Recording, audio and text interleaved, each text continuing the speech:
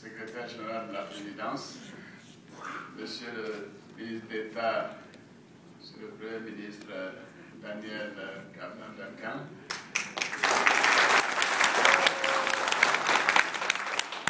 Monsieur le ministre d'État Albert Marguerite-Wakeus, Monsieur le ministre Charles Kofi-Dibi, Madame la ministre Jeanne Pemont, conseiller spécial du président de la République, chargé des affaires sociales et du genre, Monsieur le conseiller, Messieurs les chefs de cabinet, je dois dire Mesdames, Messieurs les conseillers. Chers frères et sœurs, il y a à peine 11 heures de temps, nous étions à Abidjan, en train de prendre l'avion pour venir vous rejoindre. Et nous disions à bord de ce vol que le monde a bien changé. Yes. Avec l'avion, avec Internet, avec le téléphone, et la Côte d'Ivoire va changer également.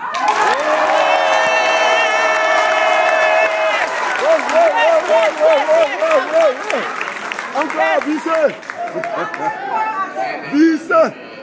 Je suis là à l'invitation du président Obama et nous voulons profiter de cette occasion pour rencontrer les grandes institutions internationales que sont le Fonds monétaire et la Banque mondiale, les structures spécialisées aux Nations Unies, bien entendu, et c'est une agréable occasion pour moi de vous rencontrer, même s'il est pratiquement 23 heures passées, je crois, votre heure ici.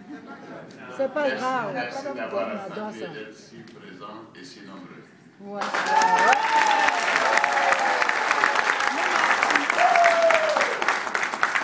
Je dois dire que c'est une grande surprise pour moi de vous voir ce soir.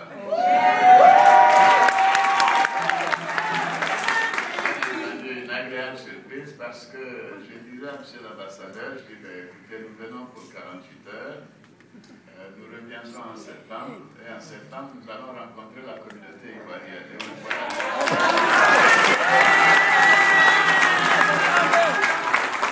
C'est un réel bonheur de vous voir ce soir et de vous remercier, et aussi de vous féliciter pour tout ce que vous avez fait pendant, bien sûr, la campagne électorale, pendant les moments difficiles. Des moments qui ont été terribles pour notre pays. Mais cela, nous devons considérer que c'est du passé. Et comme on dit ici, it's water under the bridge.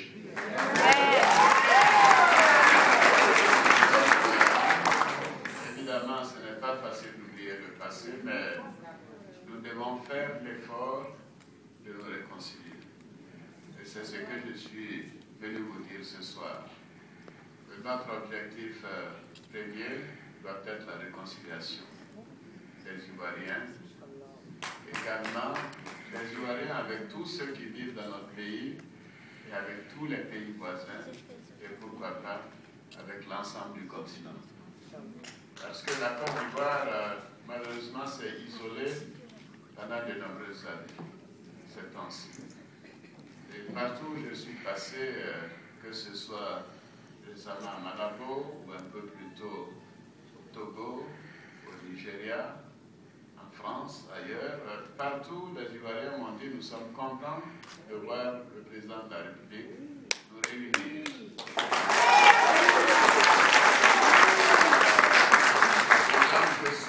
Je souhaite ardemment que cette réconciliation soit des retrouvailles, que les Ivoiriens réapprennent à vivre ensemble. Yes. Oui, et que vous fassiez en sorte que nous soyons tous fiers à nouveau d'être Ivoiriens, fiers de notre pays, et soyons de vrais patriotes, c'est-à-dire des personnes qui aiment la Côte d'Ivoire et les Ivoiriens. Je voudrais insister là-dessus parce que vous savez, je connais bien cette ville. Je crois que j'ai séjourné ici à plusieurs occasions, et pendant de nombreuses années et j'ai moi-même vu à quel point les Ivoiriens étaient divisés. Et combien des clans s'étaient formés, des groupuscules, même dans le sein des institutions. Et là, je vous demande pardon, passez un trait sur le passé. Rassemblez-vous.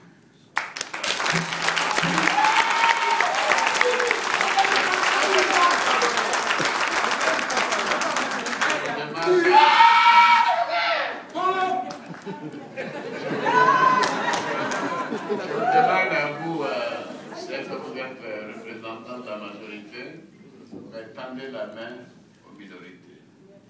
Et je veux que la Côte d'Ivoire soit une vraie république. Et que le régime actuel doit tout faire pour que tous les Ivoiriens soient traités à égalité. Et que les minorités soient particulièrement bien proposées. Oui, la protection des minorités est une obligation en démocratie. Donc je voudrais compter sur vous, qui êtes la majorité, qui représentez la majorité, de tendre la main. De tendre la main à tous, et notamment à ceux qui se sentent frustrés, qui se sentent écartés, qui se sont marginalisés, qui se sont écartés par eux-mêmes. Dites-leur, nous sommes tous Ivoiriens et nous avons un président de la République qui est le président de tous les Ivoiriens, que ce soit les Ivoiriens du Nord, du Sud, de l'Est, et que nous devons bannir à jamais les distinctions, le tribalisme, l'irruption de la religion dans le jeu politique. Et je ne sais quoi d'autre. Donc, je viens vous dire que mon séjour ici également a une signification importante. Car depuis de nombreuses années, c'est la première fois que le chef de l'État ivoirien est reçu à la Maison-Blanche.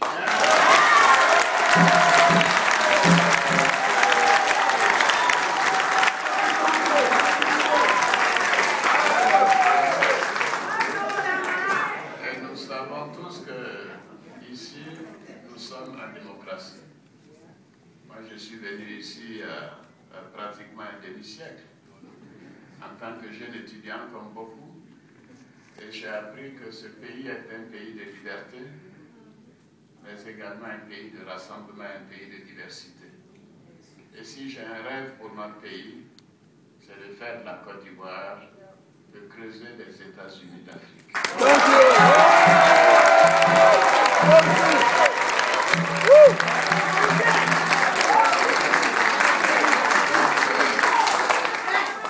Merci d'être venus si nombreux ce soir, mais nous devons aller très tôt demain matin à New York. Ah, voilà. Avant de nous quitter, je voudrais vous dire très sincèrement que je suis touché par votre présence aussi nombreuse, massive, à une heure aussi tardive. Mais je voudrais aussi vous faire la promesse que je ne ménagerai aucun effort pour sortir la Côte d'Ivoire de la crise.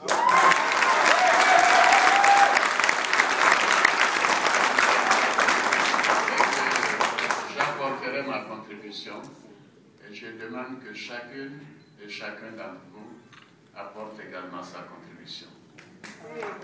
Monsieur l'ambassadeur, permettez-moi de vous dire un mot. Je ne vous connaissais pas particulièrement quand j'étais à Washington. J'ai connu certains de vos prédécesseurs, mais dès les premiers changements, je me suis dit qu'il faut la stabilité dans nos représentations diplomatiques. D'ailleurs, au départ, beaucoup ne l'ont pas compris. J'ai tenté de faire en sorte que ceux qui connaissaient la vie diplomatique à Washington, aux États-Unis, soient les premiers à prendre fonction. Et très courageusement, parce que ce n'était pas une époque facile, certains ambassadeurs ont décliné mon offre. Vous avez accepté de venir reprendre